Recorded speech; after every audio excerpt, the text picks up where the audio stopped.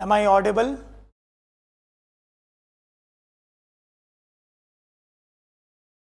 आवाज वगैरह क्लियर है भाई सभी स्टूडेंट्स को?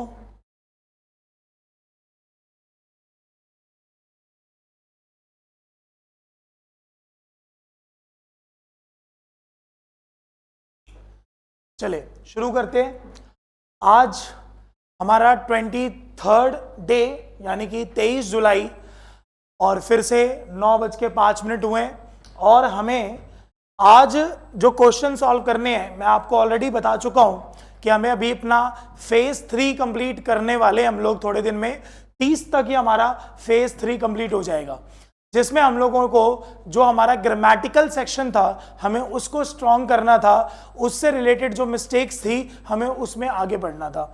दूसरी बात, थोड़े दिनों बाद बच्चों आपको सेम मिशन इंस्पेक्टर 2.0 मैथमेटिक्स के लिए भी मिलेगा, तो आप लोग बिल्कुल भी निराश मत होइए, क्योंकि बहुत बच्चे पूछते हैं कि सर क्या मैथमेटिक्स का भी ऐसा सीरीज स्टार्ट हो जाएगी? तो बिल्कुल हो जाएगी, बस आप थोड़े दिन और वेट कर लिए, जैसा आपने थोड़े दिन अभी तक वेट किया हुआ है आप कुछ दिन और वेट कर लेंगे, आपको साथ के साथ आपको मैथ्स की भी, इसके साथ साथ इवन आपको रीजनिंग की भी और जीके की भी आपको ऐसे ही टेस्ट सीरीज मिलेगी जैसे मैं आपको इंग्लिश की करा रहा हूं, ठीक है ना। चलिए तो आज हम अपनी नेक्स्ट 23rd डे का जो क्लास है वो शुरू करने जा रहे हैं। एक बार सभी बच्चों को गुड इवनिंग, राम राम। हम अपनी सारी क्लासेस भाई शुरू करने जा रहे हैं एक एक करके। चलिए देखिए 23rd डे का फर्स्ट क्वेश्चन हमारे पास क्या बोलता है, जरा इसकी बात कर लेते हैं, ठीक है। देखिए क्वेश्चन नंबर 1 क्या बोल रहा है कि select the option that expresses given sentence in the active and passive form. यानी कि आपको इस स्टेटमेंट को पहले तो जज करना है कि ये एक्टिव है या पैसिव है। अगर ये एक्टिव है तो पैसिव आंसर बताना है, पैसिव है तो एक्टिव आंसर बताना है। अब आप पढ़िए क्या लिखा था, विल नॉट बी सेटिस्फाइड। तो आपको पता है अगर मैं विल के बाद नॉट के बाद बी और बी के बाद वर्ब की थर्ड फॉर्म लगा रहा हूं, इट मींस ये एक्टिव होगा पैसिव होगा? सर ये पैसिव होगा, क्योंकि अगर मैं इसका एक्टिव बनाऊंगा तो एक्टिव में विल प्लस में नॉट प्लस में वर्ब की कौन सी फॉर्म लगेगी?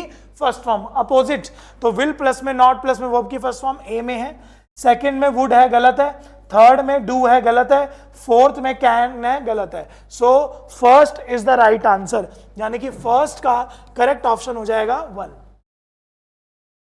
ठीक है भाई, कौन सा आंसर हो जाएगा? First is the right answer. चलिए सबने ठीक आंसर दिया था, आगे बढ़ते हैं जरा सेकंड क्वेश्चन की ओर। जरा सेकंड क्वेश्चन क्या बोलता है देखते हैं। लिख रहा है कि select the option that expresses the given sentence. फिर से वही एक्टिव पैसिव की फॉर्म है। एक बार क्वेश्चन पढ़ेंगे, क्या लिखा हुआ है? टेक वर्ब की कौन सी फॉर्म होगी बच्चों? First form. अगर कोई सेंटेंस फर्स्ट फॉर्म से शुरू होता है तो हम उसको ग्रामेटिकल टर्म में इंपैरेटिव सेंटेंस बोलते हैं। क्या बोलते हैं भाई? इंपैरेटिव सेंटेंस बोलते हैं। तो क्या बोल रहा है? Take these 2 pills with warm water. तो आपको इसका एक्टिव से पैसिव बनाना है। आप पढ़ के देखो, इसका जो सेंस आ रहा है वो एक सजेशन के सेंस में आ रहा है, और सजेशन के सेंस में कुछ नहीं करना होता बच्चों।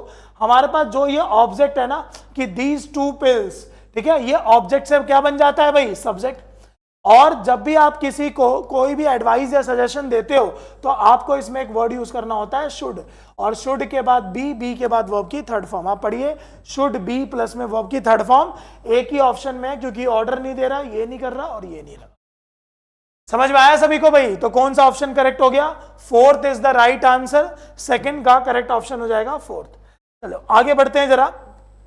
थर्ड सेंटेंस में फिर से आपके पास वही एक्टिव से पैसिव वाला क्वेश्चन है, बट इस बार लिखा हुआ है let the fire be kept burning at night. यानी कि ये एक्टिव है बच्चों, पैसिव है? तो सर ये पैसिव है, क्योंकि हमें इसका फॉर्मेट मिल रहा है लेट प्लस में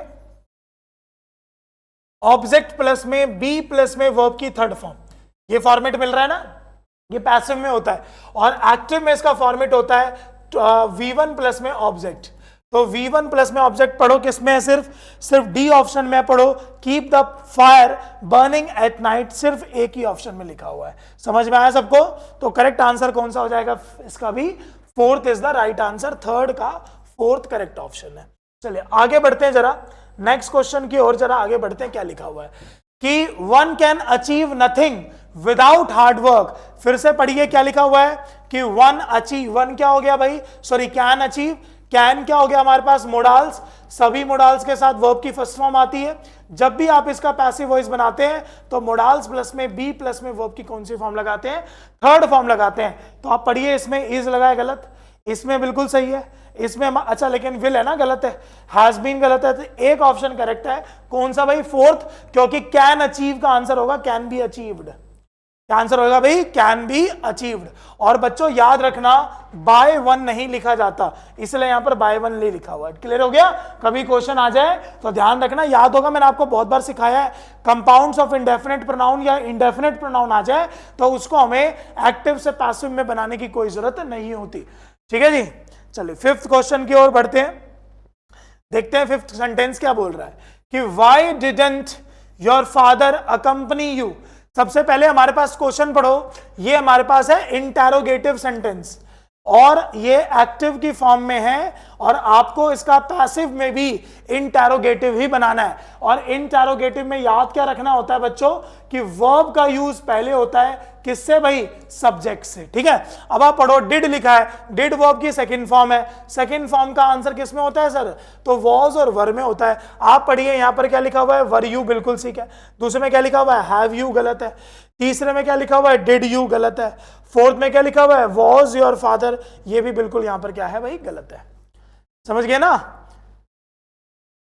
कौन सा ऑप्शन करेक्ट हो जाएगा भाई हमारे पास यहां पर, क्योंकि आप पढ़ो ये क्या लिखा हमारे पास भाई, सब्जेक्ट, तो जब ये एक्टिव में सब्जेक्ट है तो पैसिव में तो ऑब्जेक्ट होना चाहिए ना, और आप पढ़ो इसमें यू लिखा हुआ था, समझ गए ना, यू लिखा हुआ था, तो हमें पता है ये ऑब्जेक्ट है, क्योंकि एक्टिव का ऑब्जेक्ट पैसिव का सब्जेक्ट होता है और एक्टिव का सब्जेक्ट पैसिव का ऑब्जेक्ट होता है। ठीक है, सो करेक्ट ऑप्शन कौन सा हो जाएगा भाई, first is the right answer. चलिए आगे बढ़ते हैं, जरा नेक्स्ट क्वेश्चन की ओर देखते हैं क्या लिखा हुआ है कि select the correct indirect form. अब बच्चों हमारे पास जो क्वेश्चन है वो नरेशन की फॉर्म से आएगा, तो नरेशन में आप सबको पता है एक्टिव पैसिव का क्वेश्चन, सॉरी डायरेक्ट और इनडायरेक्ट का क्वेश्चन होता है। पढ़ते हैं क्या लिखा हुआ है, Ankit said to Aashna do you know that the annual meeting has been postponed. अब ना आप ध्यान से सुनना, ये हमारे पास अफर्मेटिव है या इंटरोगेटिव है, तो सर ये हमारे पास इंटरोगेटिव है।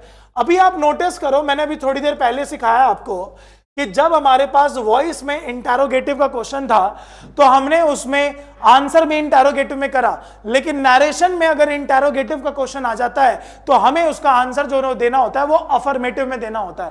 तो कहने का मतलब है कि अफर्मेटिव इंटरोगेटिव का आंसर आप जब अफर्मेटिव में दोगे तो अफर्मेटिव में सबसे पहले आता है सब्जेक्ट और सब्जेक्ट के बगल में क्या आती है, वर्ब, और वही सेम कंसेप्ट प्रेजेंट से पास्ट, पास्ट से हैड और हैड से नो चेंज। क्लियर हो रही है भाई, सिंपल सी बात क्या है हमारे पास। तो आप पढ़ो, सबसे पहले क्या लिखा था, यू, तो यू किसके अकॉर्डिंग चेंज होता है सर, ऑब्जेक्ट के अकॉर्डिंग। ऑब्जेक्ट क्या लिखा है, आशना, इसके लिए कौन सा वर्ड आता है, शी, और लिखा हुआ है डू यू नो, यानी कि प्रेजेंट इंडेफिनिट।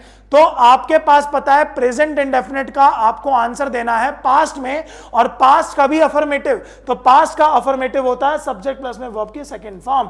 तो आप पढ़िए, इसमें वापस डू यू नो लिखा है गलत है, वुड लिखा है गलत है, हैड लिखा गलत है, न्यू लिखा है बिल्कुल सही है, क्योंकि नो की सेकंड फॉर्म क्या होती है, न्यू होती है।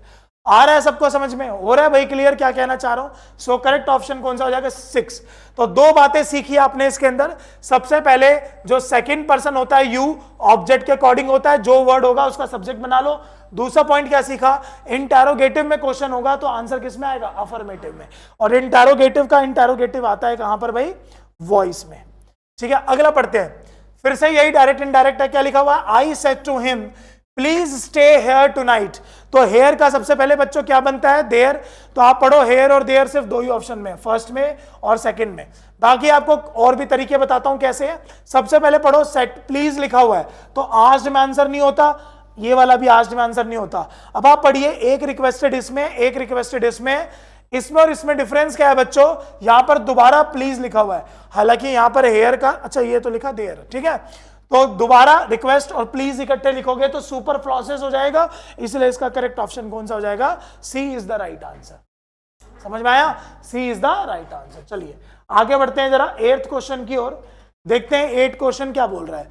बोल रहा है कि Isha told Shivani that they didn't need to buy tickets for the match as she had been given free passes for 2। सबसे पहले बच्चों ये जो क्वेश्चन लिखा है ये हमारे पास इनडायरेक्ट की फॉर्म में है। तो इनडायरेक्ट की फॉर्म में जब क्वेश्चन होता है तो उसका आंसर कौन सी फॉर्म में आता है? डायरेक्ट में आता है। और याद है जब उल्टा बनाते हैं तो एग्जैक्ट आंसर नहीं आता, मैंने बहुत बार क्लास में समझा लिया। अब आप पढ़ो, यहां पर क्या लिखा था? दे, तो दे थर्ड पर्सन होता है, सेम आंसर नहीं आएगा। वी आ सकता है, वी आ सकता है, ये दे गलत है, ये दे गलत है। समझ गए भाई? अब आप उसके बाद क्वेश्चन पढ़ लो। अब यहां पर डिडंट है, अच्छा ये क्या लिखा हुआ था? डिडंट है। प्रेजेंट है, पास्ट है, पास्ट, तो पास्ट से उल्टा बना रहे हो तो क्या हो जाएगा? प्रेजेंट। तो ये वाला भी वर्ड गलत हो गया, तो एक ही ऑप्शन सही हो गया। कौन सा? B is the right answer. देखते हो मैं वॉइस और नरेशन कैसे सॉल्व करता हूं जल्दी जल्दी, तो भैया ये धीरे धीरे आप लोगों को भी इससे भी हो जाएगा। ठीक है, चलिए, तो 8th का करेक्ट ऑप्शन हो जाएगा 2 is the right answer. Next बढ़ते हैं जरा 9th क्वेश्चन की ओर और देखते हैं क्या है कि she exclaimed with regret that she had acted very foolishly। अब आप पढ़ो यहां पर क्या लिखा हुआ है? रिग्रेट। तो सबसे पहले देखो क्लेम्ड विद रिग्रेट जब वर्ड आता है तो उसके साथ कोई ना कोई हमारे पास एक्सप्रेशन आता है। तो इसमें लिखा हुआ है आ या फिर लिखा हुआ है अल्लास, तो आपको ध्यान रखना है अल्लास ही आता है, डायरेक्ट भी आंसर आ सकता था। बाकी और भी तरीका है। सबसे पहले शी लिखा हुआ है तो शी का शी तो आंसर होगा नहीं क्योंकि उल्टा बनाना है। तो यहां पर क्या लिखा था भाई हमारे पास? आई। और हैड है, पास्ट है, तो उल्टा बनाएंगे, प्रेजेंट में क्या हो जाएगा? हैव। क्लियर हो गया सभी को? इसमें कोई एक्सप्रेशन नहीं यूज था, इसमें हमारे पास हैविंग लिखा था, गलत है। और 4th ऑप्शन हमने क्यों गलत किया? क्योंकि इसमें इंटेरोगेटिव है। समझ गए भाई? तो करेक्ट आंसर कौन सा हो जाएगा हमारे पास? B is the right answer. देख लेना, मैंने 3-4 तरीके लगाए हैं। सबसे पहले अल्लास लगाया, दूसरा पहले हैड एक्टेड पास्ट में, तो उल्टा बनाओगे तो किसमें बनेगा भाई? प्रेजेंट में। चलिए नेक्स्ट क्वेश्चन देखते हैं। 10th क्वेश्चन क्या बोलता है? 10th क्वेश्चन बोल रहा है कि she said if only I could relive my past. सबसे पहले फिर से माई पास्ट है तो माई पास्ट को चेंज करना है, तो माई का आंसर एग्जैक्ट माई में नहीं होगा, गलत हो गया भाई। अब पढ़ते हैं जरा। सबसे पहले आप पढ़ो, यहां पर इफ वगैरह ये सब वर्ड लिखा है तो बच्चों याद रखना है इसका आंसर सेड में नहीं होता, क्योंकि सेड में सिर्फ अफर्मेटिव और नेगेटिव में होता है। दूसरा पढ़ो, सेड के विश्ड के साथ क्या लिखा हुआ है? इफ। कनेक्टर नहीं होता क्योंकि आस्क्ड के साथ, इंटरोगेटेड के साथ, क्वेश्चनड के साथ, इंक्वायर्ड के साथ इफ आता है, यानी कि ये भी गलत हो गया। समझ गया ना भाई? ये तो गलत ही था। अब इसमें और इसमें चेक कर लो क्या लिखा है भाई सेंटेंस। इसमें दैट और इफ इकट्ठे लिखा हुआ है, गलत है। सो इसका करेक्ट ऑप्शन कौन सा हो जाएगा? B is the right option. समझ गए? B is the right option. चलो 11th क्वेश्चन देखते हैं और आप इसका एक बार आंसर बनाने की कोशिश करना।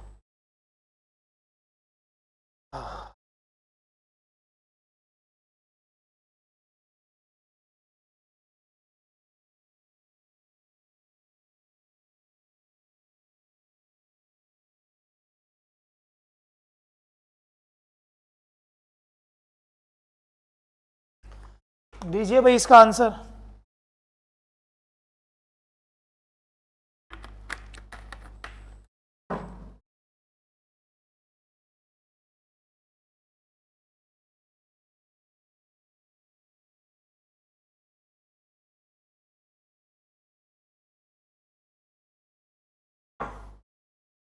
लिखा हुआ है they were happily married before she quit her job. Quit बिल्कुल सही है। ये क्या लिखा आपके पास? पढ़ो, मैरिड क्या हो गई भाई? वर्ब। वर्ब के साथ क्या लिखा हुआ है? हैप्पीली। क्या होता है हमारे पास? ये एडवर्ब ऑफ मैनर। आपको याद है हमने इसका कितनी बार क्लास में प्लेस पढ़ा हुआ है? तो आपको बताइए हैप्पीली जो आना चाहिए वो कहा आना चाहिए था भाई? मैरिड से पहले, यानी कि किस ऑप्शन में गलती होगी? बी। तो they were happily married before she quit her job. तो 11th का करेक्ट ऑप्शन कौन सा हो जाएगा? बी। अगला बोल रहा है the speakers emphasizes on the present day problem that are being faced by ordinary man of India। पढ़ो यहां पर एक वर्ड क्या लिखा हुआ है? The present days problem. क्या लिखा है बच्चों? The present days problem. ठीक है, अब आप नोटिस करो द प्रेजेंट डे का प्रॉब्लम, तो डेज प्रॉब्लम में क्या सेंस आना चाहिए था भाई? डेज, क्योंकि हम सबको पता है टाइम भी अपने साथ एपोस्ट्रोफी एस फॉलो करता है। आपको सोचो लिखा होगा टुडे मैच। क्या लिखा होगा बच्चों? Today match. तो हिंदी बनाओ, का के की का सेंस बनेगा ना, तो इसीलिए हम इसमें क्या लिखेंगे? Today's match. क्या लिखेंगे जी, टुडेज मैच, ठीक है। सो कौन से में गलती हो जाएगी, B is the correct option. अगला बढ़ते हैं जरा नेक्स्ट क्वेश्चन की ओर। लिखा हुआ है कि they want to live in first floor of this building, ठीक है। तो ऐसा जब क्वेश्चन आ जाए तो इसमें मिस्टेक क्या होगी, आप पढ़ो कि will live in first floor, but आगे क्या लिखा हुआ है, ऑफ दिस बिल्डिंग या ऑन दिस बिल्डिंग। तो आप क्या बताओगे, ऑन दिस बिल्डिंग, यानी कि किस में गलती हो जाएगी, बी में। प्रीपोजिशन की गलती है तो ऑफ दिस बिल्डिंग नहीं होगा। अगला जरा देखते हैं, अगला लिखा हुआ है we has seen that movie before. तो आप खुद बताइए यार, ये तो बिल्कुल छोटा सा एरर है, वी हैज या वी हैव। तो सर वी हैव होगा ना, आंसर दे रहे हो ना भाई सारे, तो क्या आंसर आएगा, वी हैव। 14 का हो जाएगा ए। अगला देखते हैं क्या क्वेश्चन है। लिखा हुआ है throw a rounder stone to create ripples in the water, यानी कि लहर। एरर बताना है कहां पर हो सकता है। राउंडर तो नहीं लिखते भाई, मोर राउंड, एक ही ऑप्शन बच गया बस। कौन सा, क्योंकि डिग्री का क्वेश्चन है ना, तो राउंडेस्ट को तो नहीं सेंस लगाते, मोर और द मोस्ट यूज करते हैं। तो कौन सा करेक्ट ऑप्शन हो जाएगा भाई, बी। जैसे कुछ वर्ड होते हैं जिसमें आपको पता है ना, मोर और द मोस्ट यूज करते हैं, ये भी मैंने ऑनलाइन पढ़ाया हुआ है, आप इसका एक बार आंसर जाके चेक करने ला। मतलब मैंने इसको एक बार ऑफलाइन क्लास किसी वजह से ऑनलाइन हो रही थी, तो उस टाइम मैंने जरूर पढ़ाया हुआ है। नेक्स्ट क्वेश्चन देखते हैं क्या लिखा हुआ है। Every student should be asked to give their ideas on subject. अब आप एक वर्ड याद करो, ईच, एक वर्ड याद करो एवरी, एक वर्ड याद करो आइदर या फिर ईदर, एक वर्ड याद करो नीदर, एक वर्ड याद करो एनी ऑफ या वन ऑफ, और एक वर्ड याद करो नन ऑफ। और आप ये याद रखो, इन सबके साथ सिंगुलर वर्ब यूज होती है और सिंगुलर पोजीशन यूज होता है, सिंगुलर पोजीशन यूज होता है। तो सिंगुलर पोजीशन का मतलब हो गया कि आप पढ़िए, यहां पर क्या लिखा था, देयर। तो देयर गलत है, स्टूडेंट है, हिज और हर दोनों हो सकता है, प्रेफरेंस किसको देते हैं, हिज को। So A is the correct option. There की जगह पर क्या वर्ड आ जाएगा, हिज। चलिए आगे बढ़ते हैं जरा नेक्स्ट क्वेश्चन की ओर। We feed the horse oats for a week because it had eaten all the hay, यानी कि घास। यार सीधी सी बात पता चल रही है कि बिकॉज के बाद क्या है, पास्ट, तो ये भी तो पास्ट होना चाहिए ना। तो फीड होगा या फेड होगा, तो फेड वर्ब की कौन सी फॉर्म होती है भाई, सेकेंड फॉर्म होती है। तो किस पोर्शन में गलती है हमारे पास, डी में गलती है। किस में गलती है भाई, डी में गलती है। वर्ब की कौन सी फॉर्म आनी चाहिए थी, सेकेंड फॉर्म, पास्ट की बात कर रहा है। चलिए आगे बढ़ते हैं जरा। नेक्स्ट क्वेश्चन क्या बोल रहा है, if you have faith in God everything turn out to be all right more than one of the above. और आगे लिखा हुआ है नन ऑफ अबव, यानी कि कोई गलती नहीं है। सिंपल सा ये भी गलती आ गई। आप पढ़िए क्या लिखा हुआ हमारे पास, एवरीथिंग। जब भी आपको थिंक, वन और बडी ये वर्ड दिखते हैं, हमें पता है ना कंपाउंड बन जाते हैं, हमेशा सिंगुलर वर्ब फॉलो करते हैं। तो टर्न आएगा या टर्न्स आएगा, तो सर जी टर्न्स आएगा, ठीक है। तो किस पोर्शन में गलती है, सी इज द करेक्ट ऑप्शन। मेरे ख्याल से अब तो ऐसे एरर आपको देख के ही समझ में आ गए होंगे, है ना। चलिए अगला पढ़ते हैं जरा। नेक्स्ट क्वेश्चन क्या बोल रहा है, नेक्स्ट क्वेश्चन बोल रहा है they will not attend the event as they are going away at an end of April. एक बार बच्चों इसका आंसर दो, आंसर दो इसका। They will not attend the event as they are going away at end of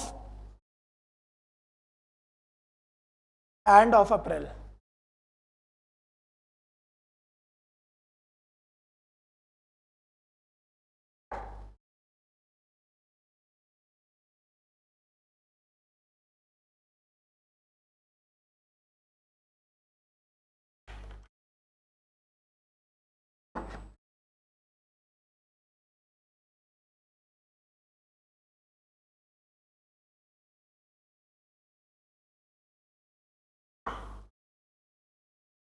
पढ़ो, they will not attend the event as they are going away. ये पढ़ो क्या लिखा था, एट एंड। आपने ना कभी नोटिस करना, हमेशा सुना होगा एट द एंड ऑफ, फिर फ्रेज होता है पूरा, ये फ्रेज आपको लर्न करना पड़ेगा। क्या होता है भाई, at the end of April होता है, ध्यान रखो। अगला पढ़ते हैं, we should ask Priya to join our team, she is as keen as butter. सबसे पहले ध्यान रखो, एज कीन एज बटर एक इडियम है, और ये बटर नहीं होता बच्चों, मस्टर्ड होता है। क्या होता है? मस्टर्ड, जिसका मतलब होता है वेरी इंटरेस्टिंग। क्या होता है भाई? वेरी इंटरेस्टिंग या फिर वेरी एक्साइटिंग, इसका सेंस दे रहा है। तो बटर नहीं होता, क्या होता है भाई? मस्टर्ड। याद करना पड़ेगा, एज कीन एज मस्टर्ड। ठीक है, 20। चलिए 21 सॉल्व करते हैं, जरा देखते हैं 21 में क्या है। 21 में बच्चों अरेंजमेंट है, आप भी मेरे साथ के साथ सॉल्व करेंगे। अरेंजमेंट ऑफ सेंटेंसेस है, फ्रंट पे मतलब सेंटेंस को आगे पीछे करके लिखा हुआ है, बस आप हमें इसको अरेंजमेंट में लगाना है। ठीक है, बहुत आसान है, पढ़ो।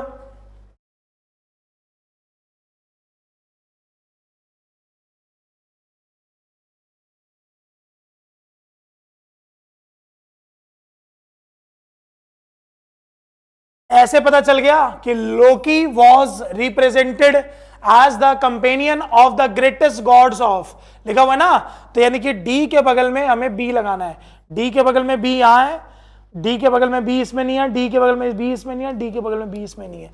ए इज द करेक्ट ऑप्शन, यही दिया था ना जी। क्या हो जाएगा? डी, डी के बगल में बी, फिर बता रहा है सी, हाँ, sometime causing embarrassment and difficulty for them and himself. Very good. चलिए अगला पढ़ो, अगला पढ़ के आंसर दो। अगला भी अरेंजमेंट होगा, अगला भी पढ़ के आंसर दीजिए।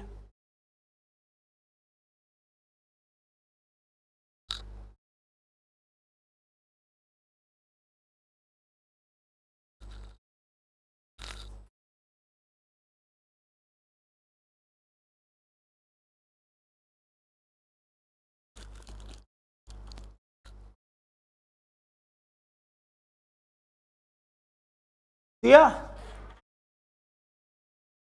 द अर्थशास्त्र इज, यहीं से पता चल गया, the Arthashastra is devoted to statecraft, one of the world's earliest book. यही हो गया, या डी के बगल में बी आ जाएगा।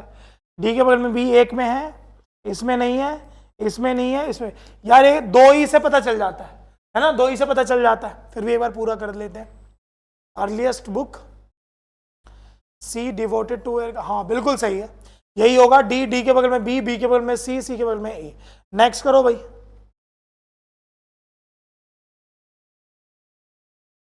Twenty three.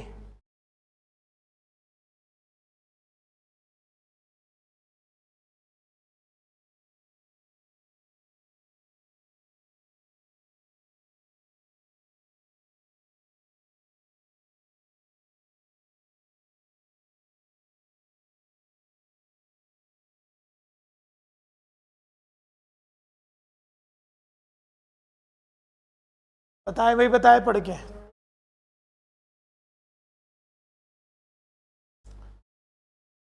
यार इसके आंसर्स आप खुद दिया करो, ठीक है?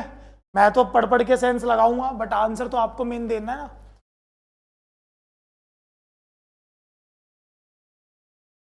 आप पढ़ के देखो, आपको ऐसे भी सेंस पता चल जाता।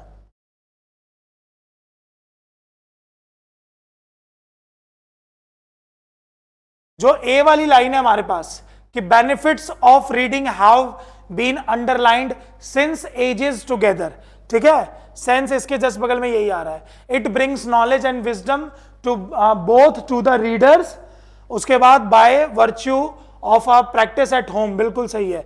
यानी कि आपको ए के बगल में सी, सी के बगल में डी, डी के बगल में बी, ए सी डी बी, यही होगा, ए C D B.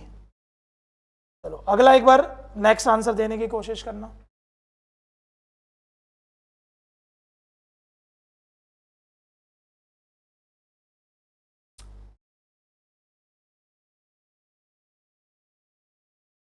evokes in the minds of Tamil, D के बगल में बी।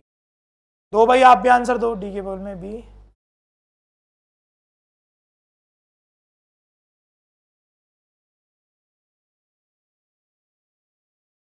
समझ में आया भाई? देखो सबसे पहले हमने ये वाली लाइन के जस्ट बगल में ये वर्ड यूज करा, और तमिल्स के आप नोटिस करें जस्ट बगल में हमें कैसे सेंस लगाना था भाई? ए। गोल्डन एरा वाली लाइन, और लास्ट में ये सक्सेसिव वाली लाइन लगानी थी। कौन सा सही होता? डी लगाना था, डी के बाद बी, बी के बाद ए के बाद सी। करेक्ट है आंसर? ठीक है, चलो लास्ट आ जाएगा 25। 25 क्या है, पढ़ो और आंसर दो।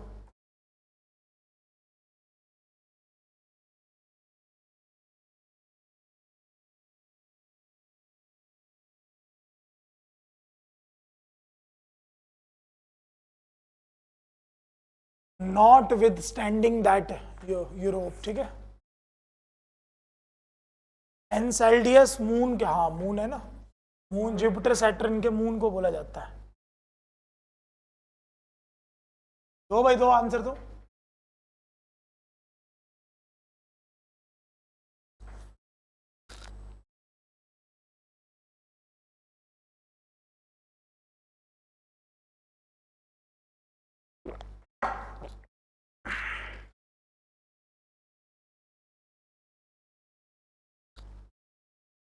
दिया BDAC,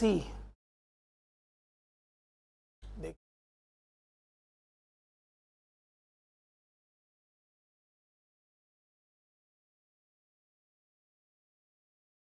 ए के बगल में तो डी नहीं आएगा, ये तो क्लियर हो गया, और बी से सेंटेंस शुरू हो सकता है। सही बताया भाई आपने,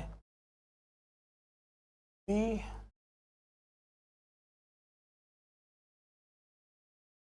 हाँ ये देखो ना, इन दोनों की बात के लिए तो बोथ वर्ड यूज कर रहा है, यानी कि बी के बगल में आपको क्या लगाना है, डी।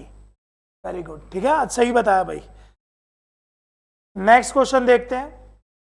अच्छा खत्म हो गया, ठीक है, चलो भाई। तो आज हमने अपने नेक्स्ट 25 क्वेश्चन भाई कंप्लीट कर लिए, ठीक है। ये सारे एरर जितने भी होते हैं आप सभी को कॉपी में जरूर लिखा करो, क्योंकि जितनी बार लिखोगे आपको उतनी बातें याद होने लग जाएंगी, ठीक है। चलिए फिर से आपसे नेक्स्ट कल 24 तारीख को, यानी कि कल same time same channel same teacher, obviously सी बात है, और क्वेश्चंस नहीं, ठीक है ना भाई।